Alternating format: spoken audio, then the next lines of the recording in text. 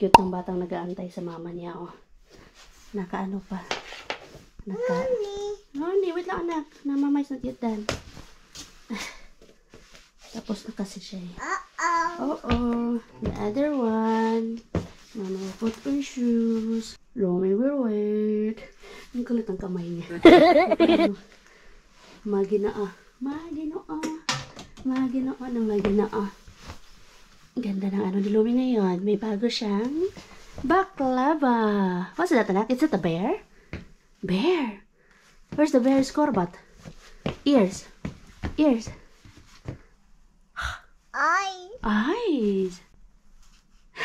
Cute.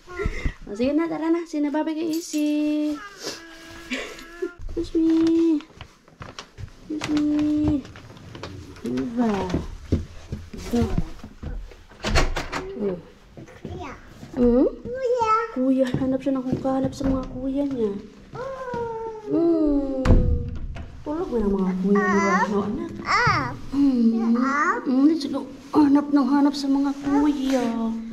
Kuya Mixo, Kuya Nico. Panay ang kuya. Meron tayong Christmas wreath dyan, anak. Nasa kirsik ka? Is it? Yeah? Yeah. Where are we going? Where are you going? To the? Where are you going? Daycare. Lumi, we're going to? You're not going to. Lumi, we're going to daycare. Mama will go to school. Izzy will stay at home. That's right. Because Izzy has a rest day. That's why Izzy will stay at home. Dami nang alam ng batang to. Kadaldalan pa. Bye-bye. Bye-bye, Izzy. See you later. Madilim pa sa labas. Sabi, ginawa ko. At puday.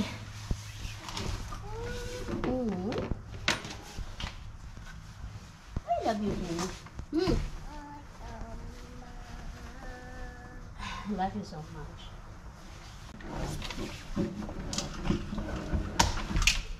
You okay na? Okay na siya dyan. Time check mga madi. 7:25. Saktong-sakto mahatid ko si Lumi ng 7:30.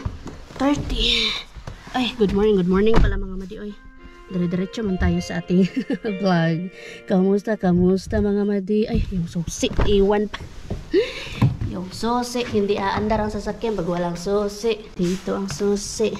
Yun na nga mga madi. I hope okay lang kayo dyan. Have a blessed Monday morning. And have a blessed...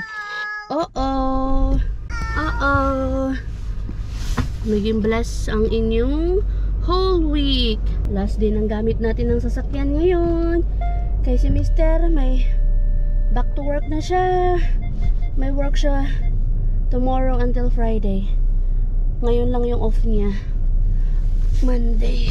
Okay, kabaw. Wow, ang bata. Madilim pa. Papasok na sa daycare. 7:35 na. Go na.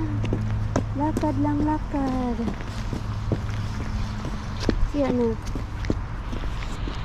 There. Go. Hili. Tapos pag may nakikita siya dito na nakakasalubong namin, nagmo-morning yan siya. Morning. I mean, hawamenta.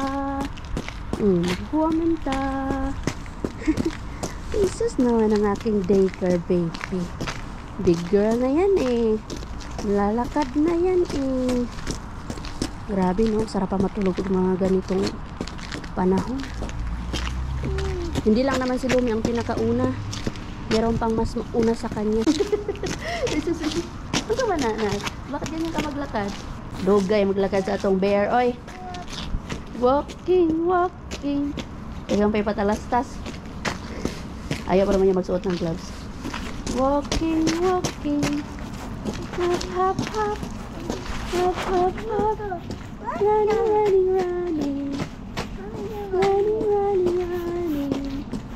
Now we stop.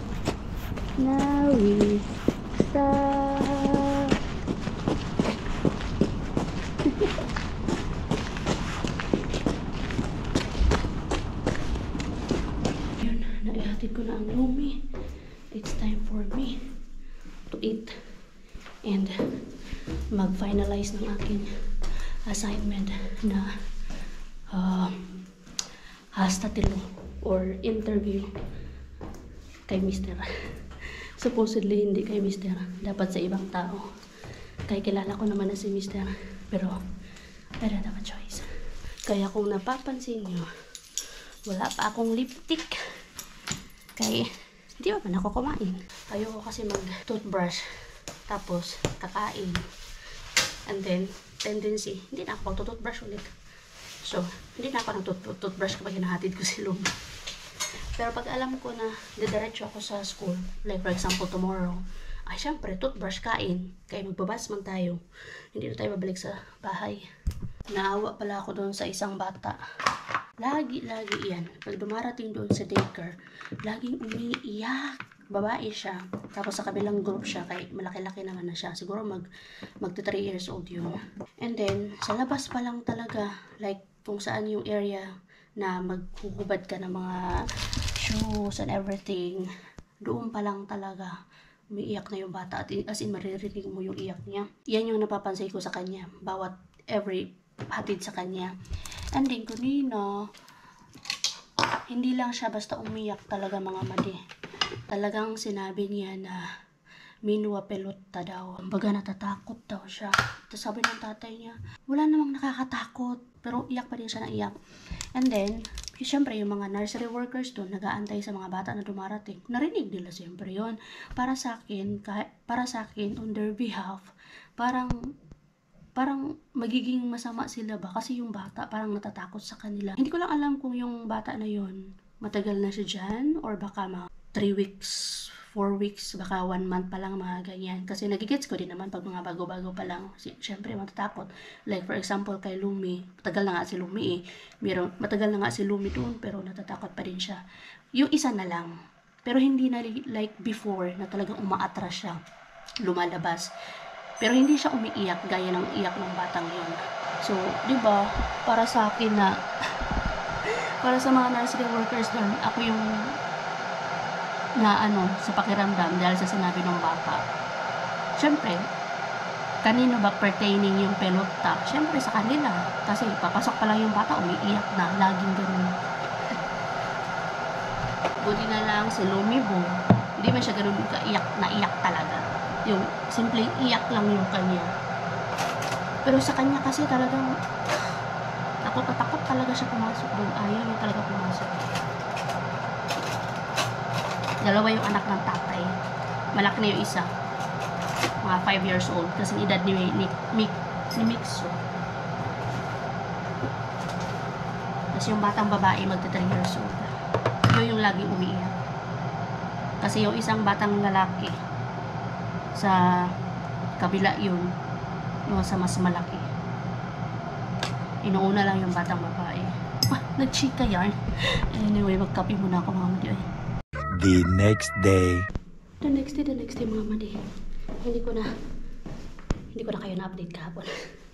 Nabala sa isip ko. At the same time, long day kami kahapon. Before 2. Ay hindi, after 2 kami natapos kahapon sa school. So, continue na naman tayo ngayon.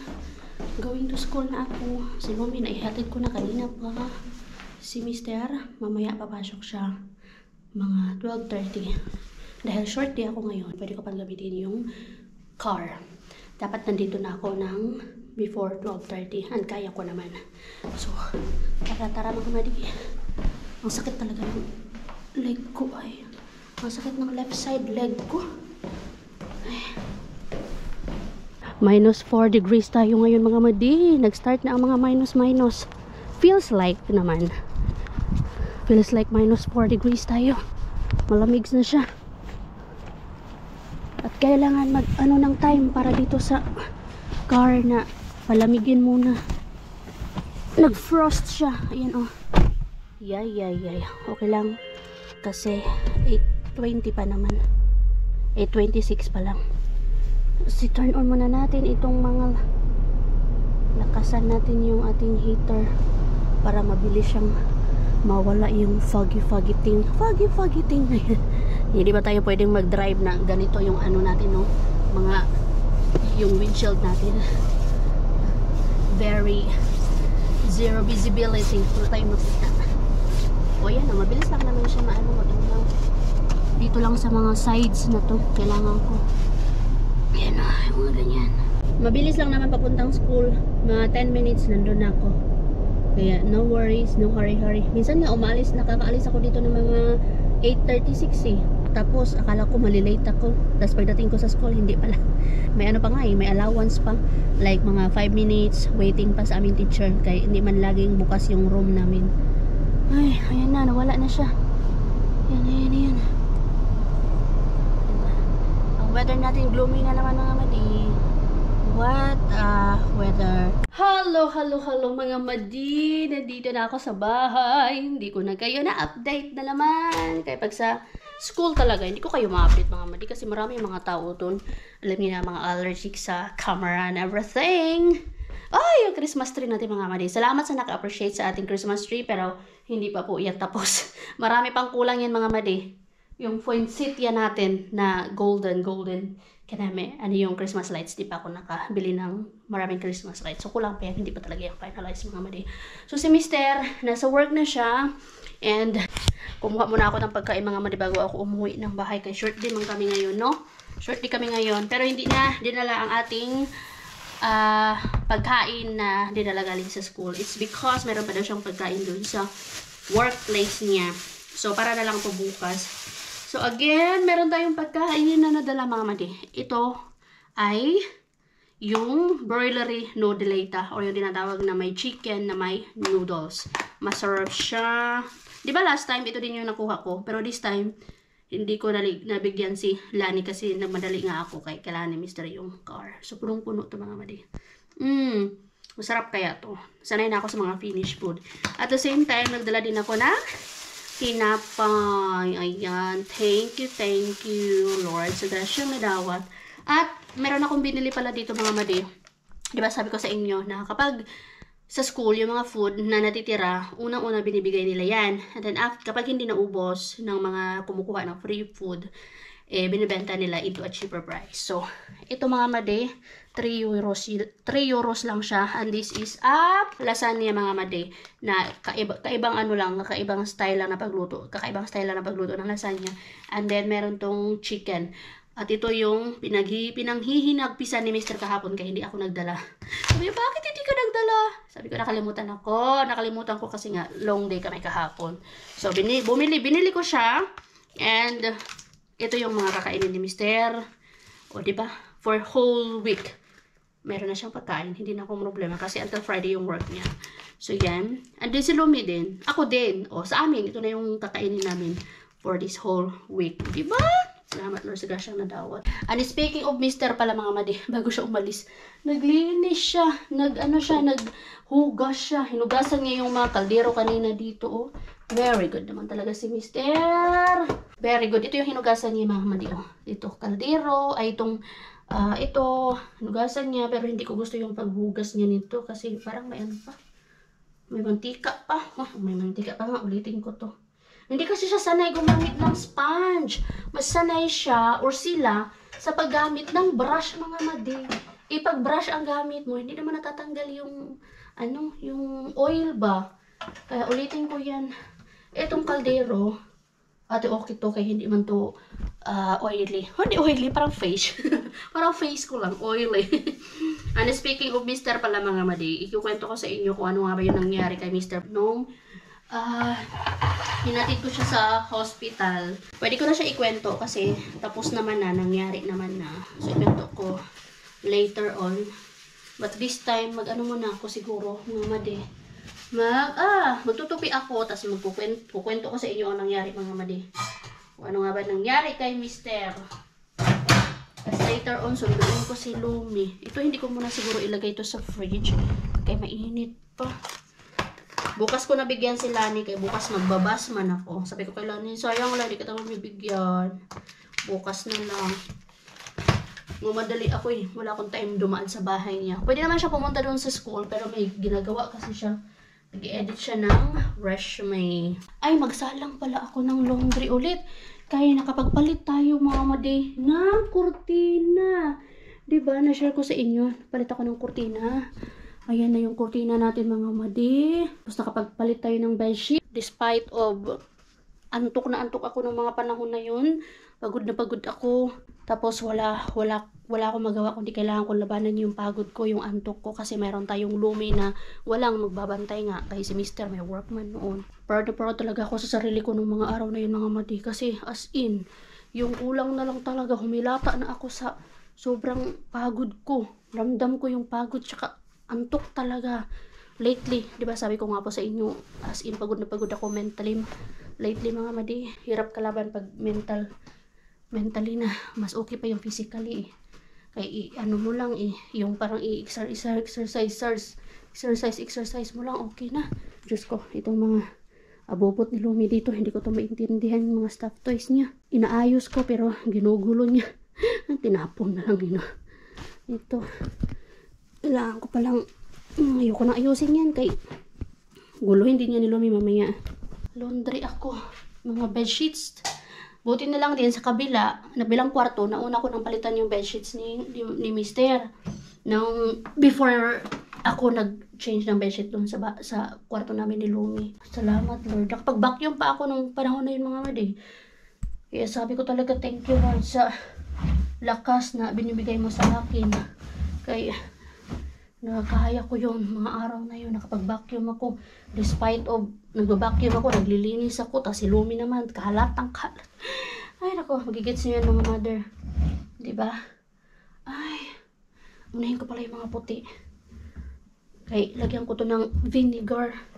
Kay ang pangit na talaga pag puti. Yung laging laban ng laban. Nawawala yung kulay niya ng pagkaputi. Nagiging iba yung kulay ng puti. Diba? Pwede na sana ako magpahinga kay wala pa si Lumi. Pero hindi pwedeng magpahinga kay maraming kailangang gawin habang wala pa ang anakis. Wala pang mag-iistorbo. Ito oh, yung mga puti madi oh. Nagiba na talaga yung kulay nito. Hilig ko pa naman sa puti. Pero hindi yata maganda ang puti sa mga bedsheets. Yan, lagyan ko tapos bahin ko na lang mga decolor.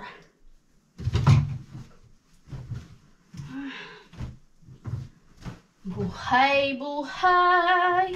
Isama ko na lang ito. Lagyan ko siya ng vinegar and baking soda. As is lang. Magdalawang laundry ako nito. Mga puti, tsaka mga decolor. Ako ng vinegar and baking soda. Meron pa akong baking soda. Vinegar. Proven and tested. Vinegar. As is lang talaga siya. Time check pala mga madi. Alauna. Evening shift si Mr. So, yung nangyari pala kay Mr. mga madi. Di ba nabanggit ko sa inyo na nagkaroon siya ng enterorocco o yung tinatawag na foot, hand, and mouth disease. Supposedly, that week also, meron siyang operation na gagawin sa puso niya, sa heart niya mga madi. Kasi, kailangan ko muna ng baking soda. Pero, hindi siya nangyari. It's because nga, hindi pwedeng pagsabayin yung operation sa puso or anything na hindi pwedeng gawin yung kailangan gawin sa puso niya. Hindi pwedeng pagsabayin yung gano'n. Ay, wala akong baking soda.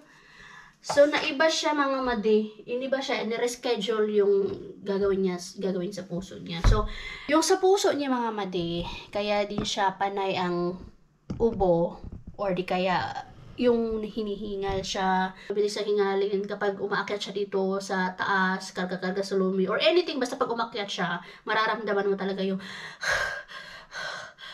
gano'n niya. Malakas na paghinga na, which is, sa akin, hindi siya normal, at para sa akin, hindi ako gano'n, kasi wala naman akong heart problem. So, ganun si Mr. at hindi siya pwede tumakbo din. It's because, yun nga, mabilis siya hingalin. Tapos, pag natutulog yan minsan, kapag nalalasing, ay humihinto din yung breathing niya. Yes. Diba? Parang delikado pag humihinto yung breathing niya. So, ganun yung kay Mr. It's because, bakit ganun? It's because, mga madi, si Mr. ay meron siyang heart rhythm problem. Kumbaga, yung yung rhythm ng heart niya, hindi siya normal. Tapos, yung ganyan niya is, pwede pala yun, mamana. So, hindi na yun bago sa kanya. It's because, hindi ko alam kung lolo o lola niya yung may ganon. Basta sa lahi nila, mayroon daw ganon. So, si Mr. meron siyang ganon.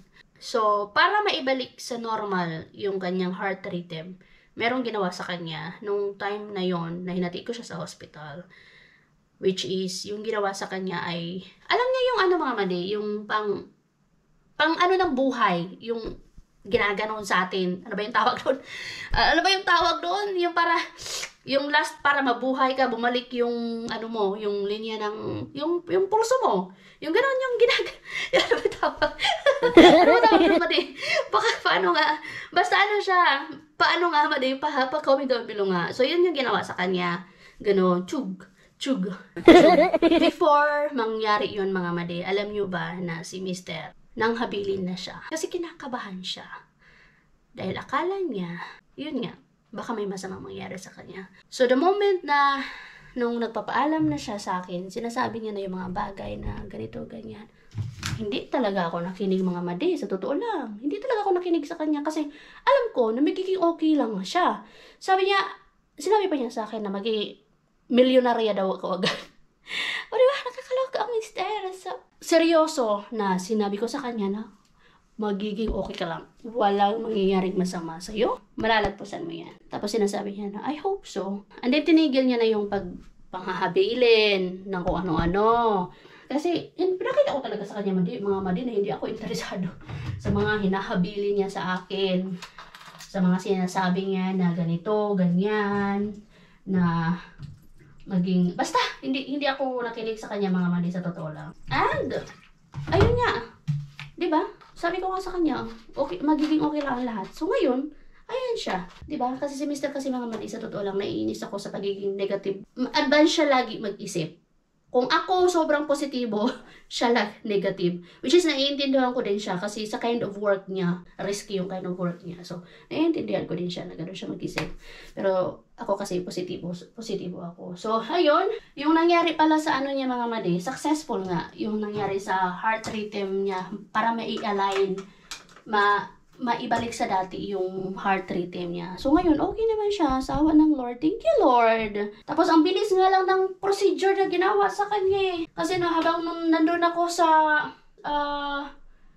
sa puhta, no, patanggal ko sana to, nung time na yon, kumbaga pumunta siya doon before 8, tapos mga before 10, nag-message siya sa akin na everything is okay. And then, pwede na siya makauwi ng bahay. Diba? Yung pag-iisip niya ng negative, parang wala, useless lang. Yung pamamaalam niya, useless.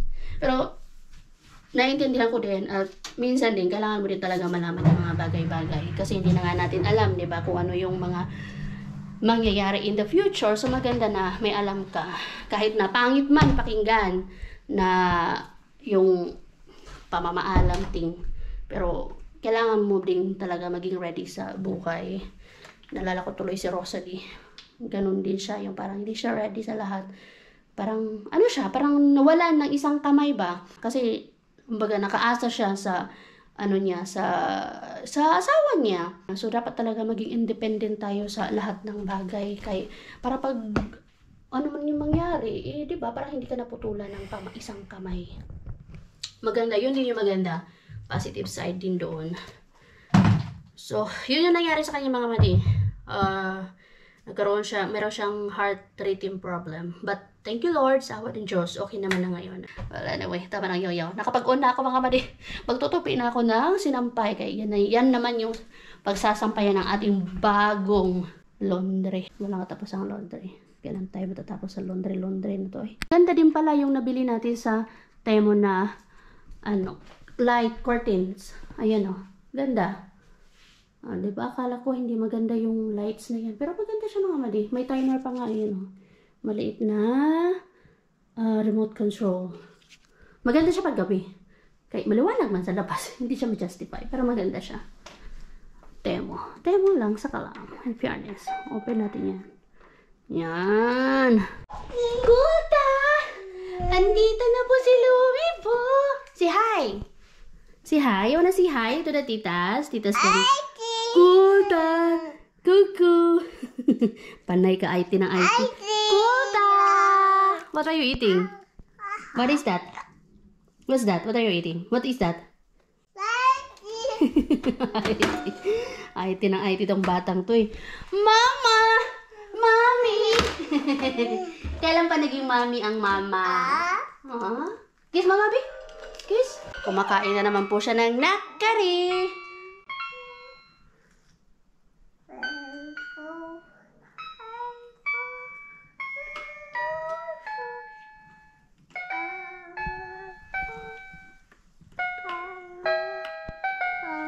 No, not like that. Mama will... Kumakanta na Twinkle Twinkle Little Star. Ano mama? Oh. Mama will play. Sing. Ano mama? You sing, you sing. Again. Sing.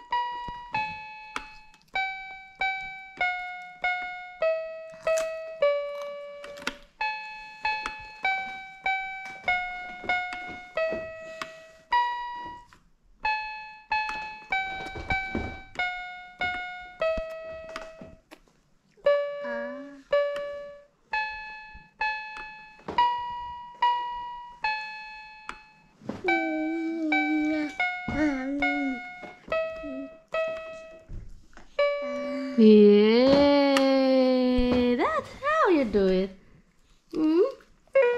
Natarintasan ko to eh kasi nautok ko to kanina kaya nakatarintas ang buhok. Ay, sus. Kulta, misa son silmat. Silmat? Misa son silmat.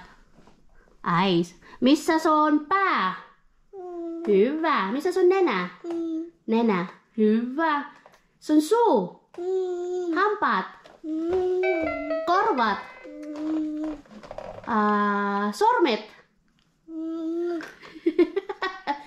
Olkapaa. Hah?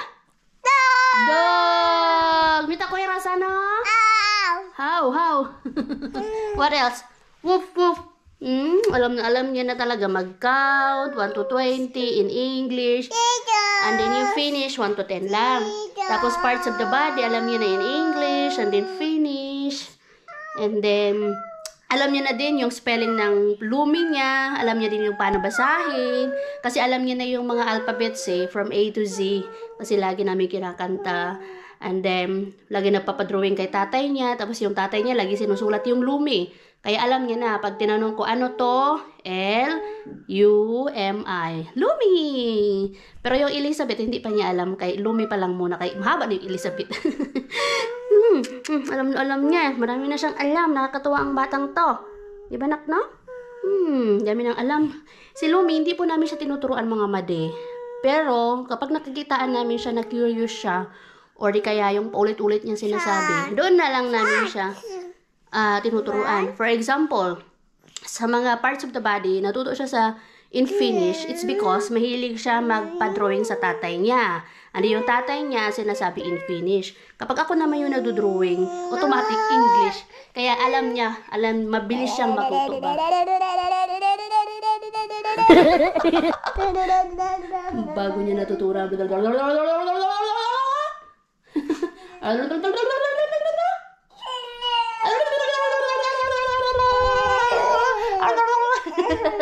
Aray! Hoy! Okay. Bagay man natutunan ng batang to.